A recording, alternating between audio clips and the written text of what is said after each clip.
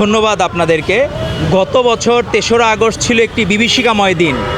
ছাত্রদল ছিল অনিশ্চিত ভবিষ্যতের দিকে। সেই সময় কিন্তু আমরা জানতাম না আজও ৫ই আগস্ট বা ৩৬শে জুলাই আসবে কিনা। কিন্তু অনেকে দেখবেন ইসলামপন্থী রাজনৈতিক দল এরা কিন্তু ছাত্রলীগের লেবাস ধরে ওই সময় ঠিকই হলে ছিল বা তার আগে রাজনীতি করেছে।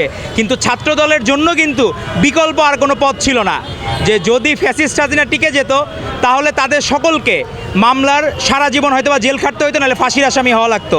সেই জায়গা থেকে আগামীকাল একটি স্মরণীয় দিন আমাদের জন্য। আমরা শ্রদ্ধা জানাই সকল শহীদদের প্রতি। ছাত্রদলের ১৪২ জন এনলিস্টেড শহীদ হয়েছেন এবং অপরাপর যারা স্বাধীনতাকামী জনগণ এবং দ্বিতীয় স্বাধীনতার জন্য যারা সংগ্রাম করেছেন তাদের সকলের আত্মত্যাগের প্রতি শ্রদ্ধা জানায় বাংলাদেশ জাতীয়তাবাদী ছাত্রদল।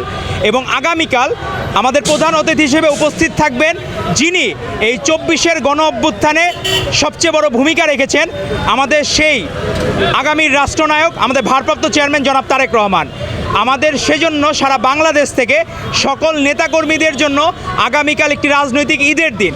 সকলের আমাদের মনে ব্যথা আছে, গত বছরের যারা স্যাক্রিফাইস করেছেন, জীবন বলিদান দিয়েছেন, তাদের প্রতি আমরা শ্রদ্ধা জানাবো।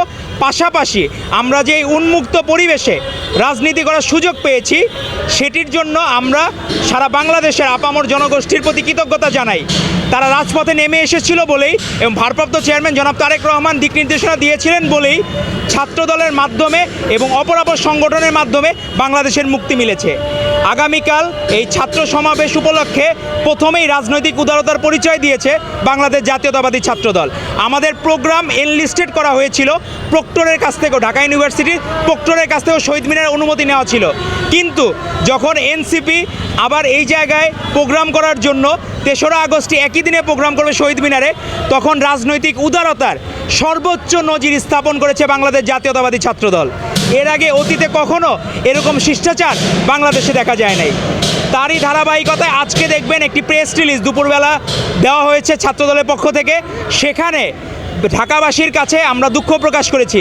আগামীকাল সকলের যে কষ্ট হবে ওয়ার্কিং ডেতে, সেটি আসলে আমরা দায়ী না। কারণ সেই জায়গায় এনসিপি যদি না চাইতো বা তারা যদি পরের দিন নিত ৪ তারিখ, তাহলে এই বিড়ম্বনা হয় না। তারপরে আমরা ঢাকাবাসীর কাছে আমাদের ভারপ্রাপ্ত চেয়ারম্যান জনাব তারেক রহমানের পক্ষ থেকে আমরা জাতীয়তাবাদী ছাত্রদল দুঃখ প্রকাশ করেছি যে আমাদের এই ভোগান্তি কোনোভাবে কাম্য না। বাংলাদেশের মানুষ আর কোনো একটা সিঙ্গেল মানুষের ভোগান্তি হবে সেটি প্রত্যাশা না।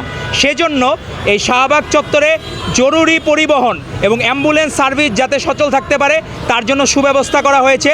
প্রতিটি কর্নারে ছাত্রদলে আলাদা করে টিম থাকবে, তারা দেখাবে যে রাস্তা কিভাবে কোন দিক দিয়ে অ্যাম্বুলেন্স গেলে যাতে সেবা নিশ্চিত হয়। তো সেই জিনিসটা এনশিওর করতে হবে।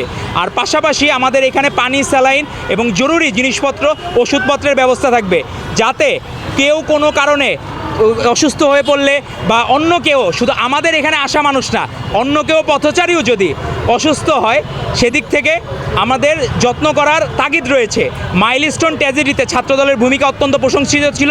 পাশাপাশি আগামীকালও বাংলাদেশ জাতীয়তাবাদী ছাত্রদলের পক্ষ থেকে আমাদের পানি, স্যালাইন, তারপর প্যারাসিটামল, অ্যান্টি আলসারেন্ট মানে গ্যাস্ট্রিকের ওষুধ, ব্যথার ওষুধ, এভরিথিং যত কিছু প্রয়োজনীয় পর্যাপ্ত পরিমাণে থাকবে সকলের জন্য। আর সারা বাংলাদেশ থেকে যারা আসছে ছাত্রদল নেতৃবৃন্দ, তাদের মনের ভিতর উল্লাস, আনন্দ। অনেক দিন পরে আমাদের মনে হচ্ছে একটি রাজনীতির মিলন মেলা হবে। আমাদের ভারপ্রাপ্ত চেয়ারম্যান জনাব তারেক রহমান আগামী রাষ্ট্রনায়ক, উনি প্রধান অতিথি হিসেবে উপস্থিত থাকবেন। সেটি আমাদের জন্য আরও বলা যায় যে যদি 12 আনা যদি হইতো, আর আমাদের ভারপ্রাপ্ত চেয়ারম্যানের উপস্থিতি এটি 16 কলা পূর্ণ হবে। আমাদের জন্য কালকে বাংলাদেশের সর্ববৃহৎ ছাত্র সমাবেশ, ঐতিহাসিক ছাত্র সমাবেশ অনুষ্ঠিত হবে ইনশাল্লাহ, এবং ছাত্রদল সর্বোচ্চ প্রস্তুত। ধন্যবাদ আপনাদেরকে।